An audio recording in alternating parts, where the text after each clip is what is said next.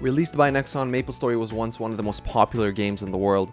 Now, the majority of its old player base hates it, and I wonder why.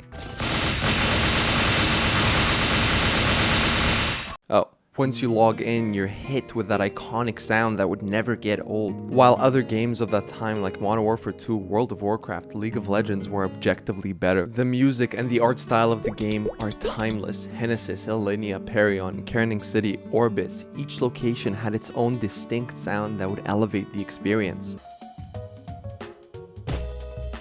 I killed the snail. There was one aspect of MapleStory that no game will ever be able to recreate. The community. The community of the game was like no other. At a time when social media wasn't as prominent, MapleStory would fill that space with buddy lists and a guild system that helped players keep in touch with their online friends and play with them for hours on end. The tedious and boring tasks of repeating the same party quests became more pleasant because you would meet with other players who are grinding with you. Making Mesa, which was the in-game currency, was almost impossible at the beginning, but once you get that one lucky drop and are able to slowly level up, you would go to the always full free market where you would easily be able to find someone to sell your items to.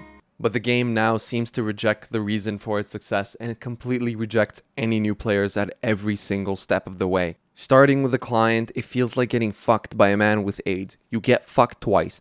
Nexon's office is probably still using Windows XP because the 800 by 600 client shifts your whole system, and the game's client of 1980 by 1200 that can't be stretched is just pure disregard to its active player base. Compared to the simple 5-class system that we had in the past, once you open a character, you're presented with over 30 classes to choose from. It's overwhelming to any new player and even returning players like me. Once you pick your class, almost all of them have long, unskippable storylines that make you want to delete the game. My friend played the game with me and quit after an hour because he still couldn't play the actual game. Mechanics that were added over 20 years of updates seem to either be useless or predatory. The pacing of the game completely changed. After holding the spacebar for an hour, I was already at level 40. That would have taken me dozens of hours in the past.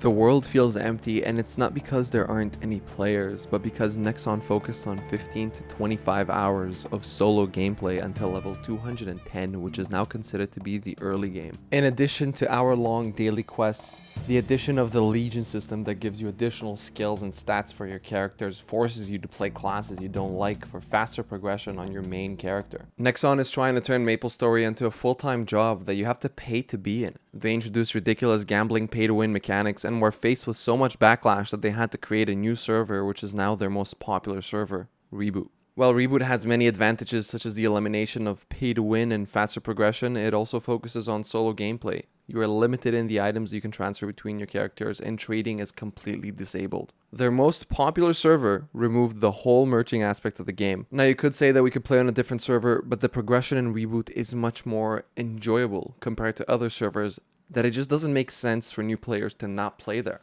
But if you can't go without the merging aspect, make sure you pick the right server, because some servers don't have a large enough player base to sustain a solid market with a fast item circulation, meaning that you could wait weeks and potentially months until a specific item comes to the market. This definitely isn't a problem that could have been fixed by having only 2 servers, one that allows trading and one that doesn't. Nexon's bad decisions have led this game to the sorry state that it's in, but there is at least one thing that we can all be happy about.